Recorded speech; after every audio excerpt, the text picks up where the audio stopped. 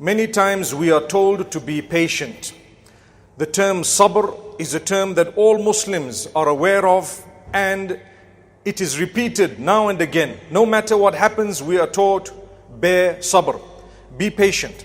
Sometimes you have a sickness or an illness. While you are making dua and while you are seeking remedy, you are told, bear patience.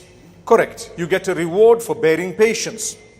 When calamity strikes you, you are told, bear patience. That is also correct. When someone does something bad to you, you are told, bear patience. But obviously, that particular one is a little bit difficult because we know Allah is just. If I were to slap you across your face, do you not have the right to slap me back? The answer is yes, you do. The Quran says, وَجَزَاءُ سَيِّئَةٍ سَيِّئَةٌ مِثْلُهَا. The recompense of something bad is something exactly equivalent to it back. But Allah says, فَمَنْ عَفَا وَأَصْلَحَ فَأَجْرُهُ عَلَى اللَّهِ. Whoever is ready to forgo and to make amends, their reward is with Allah. It's not easy.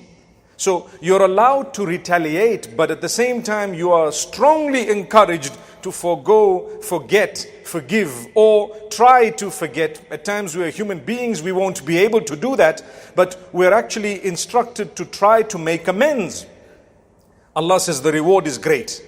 The reason is, sometimes it is in the best of your interest to let things go. It will be more expensive to pursue them.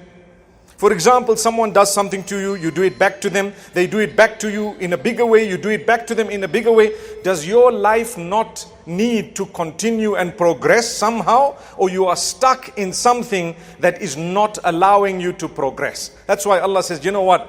Let it go. It's cheaper for you sometimes to let it go, but not all the time. Not all the time. But I want justice. You want justice wherever someone has wronged you. And people come to us and say, bear sabr, be patient. Well, I've had enough.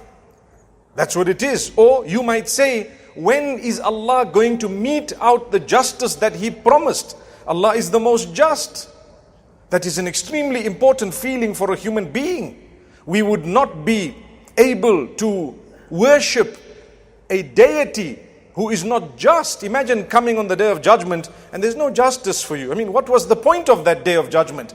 In Islam, we firmly believe Allah is just. He will give that justice. He will ensure it happens in this world and the next, or at times in the next and not here.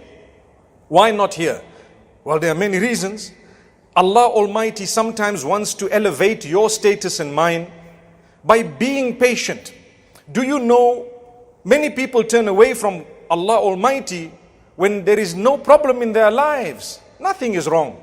You have no harm, you have no loss, you have no sickness, you have no calamity, no one is working against you. Some people turn away from Allah, they begin to enjoy on earth such that they forget they have a maker to go back to. So Allah says, we want to keep you in constant check. So the more we send calamity in your direction, if you're a believer, it is a sign of the greater love of Allah for you. It's a love of Allah. Inna Allah idha ahabba abdan ibtalah. We've heard this hadith so many times. When Allah loves you, that is when He tests you more and more.